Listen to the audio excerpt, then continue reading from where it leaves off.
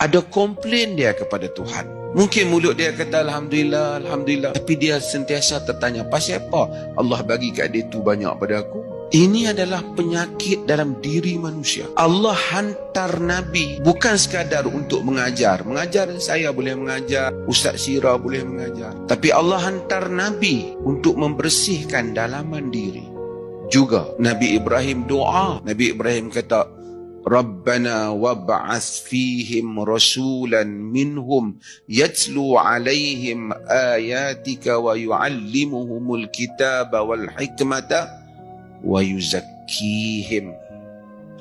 Wahai Tuhan kami, tolong hantar untuk mereka. Nabi Ibrahim doa, Allah hantar untuk anak cucunya rasulan minhum, orang rasul di kalangan mereka. Rasul itu membaca pada mereka ayat-ayatmu, mengajar kepada mereka hikmah, kebijaksanaan, dan membersihkan diri mereka. Hak nak ceramah ni, saya pun boleh ceramah, semua orang boleh ceramah.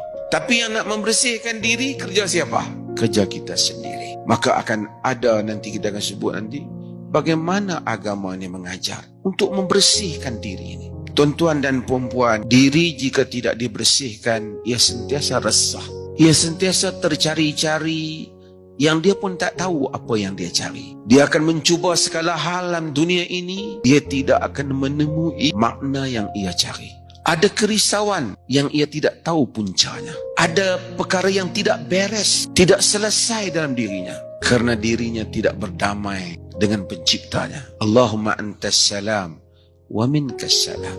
Salam, kesejahteraan itu tidak hadir sehinggalah diri kita dibersihkan. Orang yang duduk di rumahnya besar, keretanya besar, jawatannya besar, belum tentu kurang resahnya daripada orang yang di dalam rumah yang kecil. Tapi orang yang di dalam rumah yang kecil mungkin lebih tenang tidurnya, lebih bahagia jiwanya jika dia membersihkan dirinya. Maka tazkiyatun nafs, pembersihan jiwa, inilah yang menyebabkan seseorang itu mustajab doanya. Ada nur pada wajahnya, ada petunjuk Allah pada kalimatnya. Ceramah pandai, saya pun ceramah pandai.